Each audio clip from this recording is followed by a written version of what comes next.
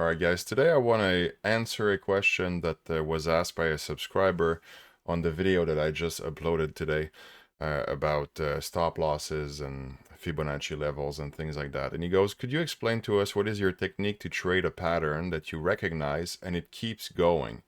So here I'm assuming that it keeps going in my favor. Um, so I'll try to discuss the my pyramiding scheme if you want. You've mentioned in this video and in your old videos as well that sometimes you keep buying into or short a stock depending on the pattern. How do you exit? Do all of the new entries have the same stop losses? Thank you in advance. So let's get into that. So let's take this first example. So in my last video, the crypto was around here, BTC, and I said that next step would be to test that resistance and that support that just got broken that is now going to act as a resistance most likely if things are going the way I think they're going to go.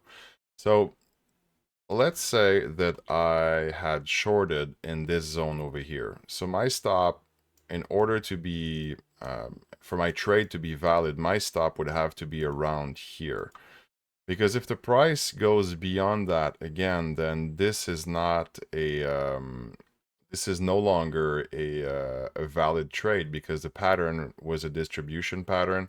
So so it's basically longs getting rid of their positions and establishing shorts, and novice traders getting wrecked. So let's say I was short, I would have my stop loss here. But now if I see this pennant over here and this flag, I should say, then when the market breaks on the downside, and if you watch back my other video, I was explaining that I was expecting price to go here to test it, then the market is exactly acting as I was expecting. So for that reason, I could protect my first entry, which was, let's say, around here.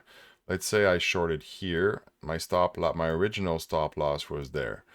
So now I see a new pattern within the pattern. So price breaks, and now I see price coming to the resistance.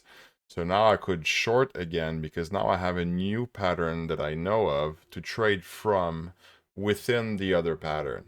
So now what I could do is I could protect my entry at lower my stop basically at my entry level. Let's put this in green so there's less confusion. Or let's put it bigger actually. So this is my entry short, and let's say this is my original stop. I would lower it at the entrance or slightly below just to cover the transaction fees of the spread and the transaction fees of my trade. And now I have a risk-free position. If I want to still be short after this, then I can treat this as a completely new trade. But now I have double the size. So I could short over here because now it looks like it's getting rejected. So to me, that would be a valid trade. So I would short again here. And my stop loss would be somewhere around here. There's two ways I would play this actually. There's the first stop that I see is above that flag here, determined by these two lines. If the price goes beyond this, then to me the trade is over. And if I trade a big position and I'm not willing to risk as much money, I could put another stop near the middle of that because here we have a small zone of bars and a small zone of a bit of resistance basically. So if price goes beyond that, then likely it's going to go along that trend line, that blue trend line there. So these could be my two new stop losses. If I have a big position, then I could enter in two stages and have two stop losses. So what happens now?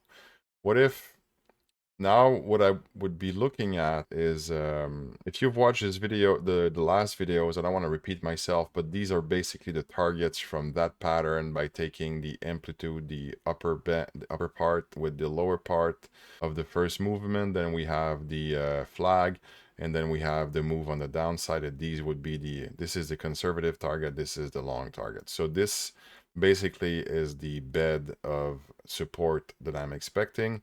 So now what I'm looking at is this low. If this low gets penetrated on the downside, then what I would expect would be for price to go down and then to test that zone again before it keeps going. And this process of making lower lows, lower highs, lower lows, lower highs is the essence of trading. And this is something that you learn only with screen time, basically.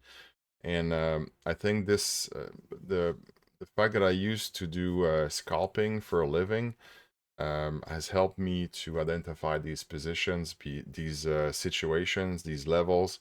And it's like second nature at some point, because it's always going from one level to the next one to the next one. So I don't try to forecast exactly where it's going to go, because I don't know.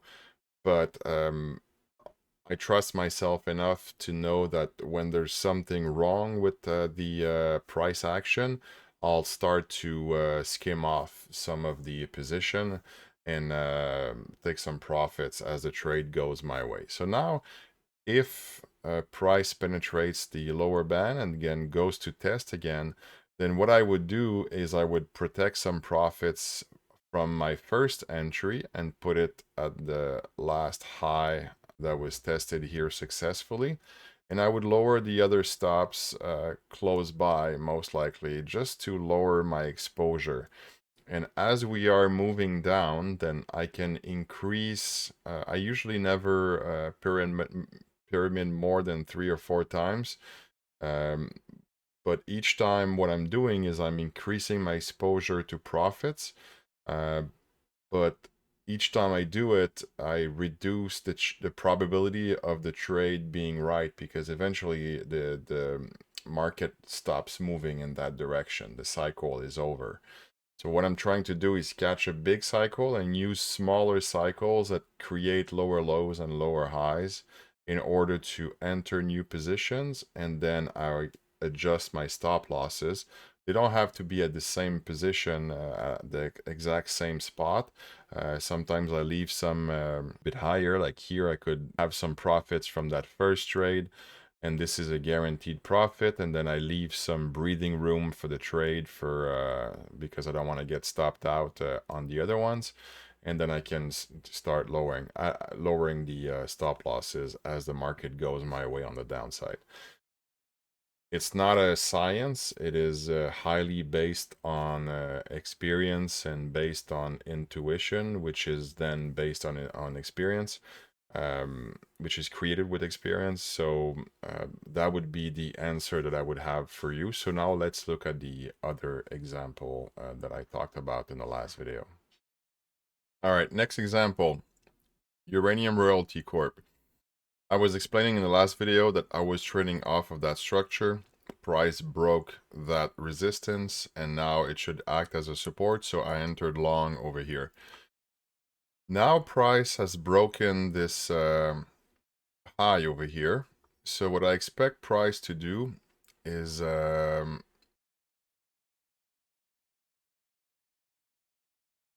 go beyond and then to test this new support.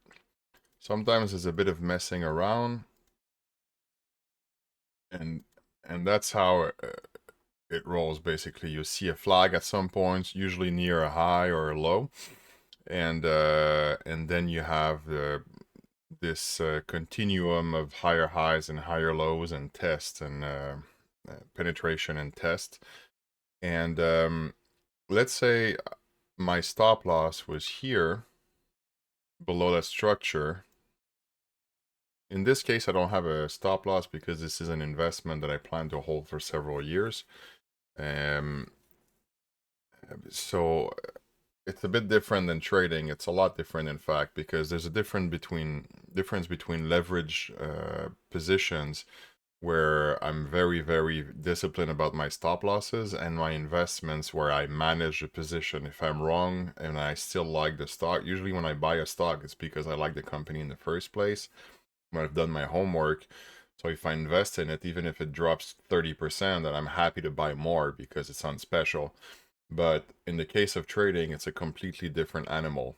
I never cost average on the way down. I always pyramid on the way up as the trade goes my way. And this would be an example. So take this as a trading example in a stock that I hold for an investment. So let's say my stop was here. And now price penetrates this and tests the support. Let me just redraw. Let's say we are here. As price keeps going and penetrates this high here, then I would feel comfortable to bring that stop loss at break even, because now I'm at least one motion away from the original. But as long as the fact that the resistance gets penetrated, for me it's too early to move my stop.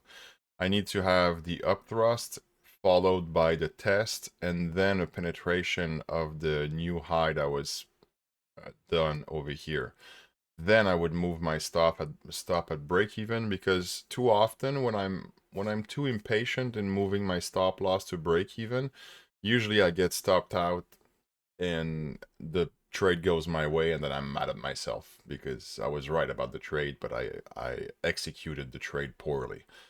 So pyramiding is an art. It takes a lot of practice and a lot of time. So what you can do for that is you can trade 1 minute charts. That's what I used to do as a scalper, and I would have a 5 minute chart next to a 1 minute chart, and I would trade off of the trend of the 5 minute chart, and I would play supports and resistances with real money. But you guys can do it with fake money until you learn, because there's no point in trading if you're not profitable with fake money, because there's no emotion. If you can't make money with no emotion, then you don't have an edge.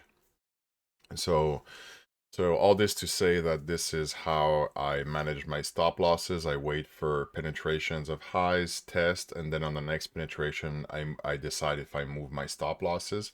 I don't necessarily move all my stop losses at the same point. I can go gradually and follow in step level. So if it retraces, if it retraces, then I can. Sometimes half of my positions get stopped out, but I'm still in a bit. So if it keeps going my way, then I still have a position. But these are things that you have to figure out on your own, based on your style, your time frame, your tolerance to risk, and all kinds of things. So that's me answering the question. So I hope it was helpful. I'll see you in the next one.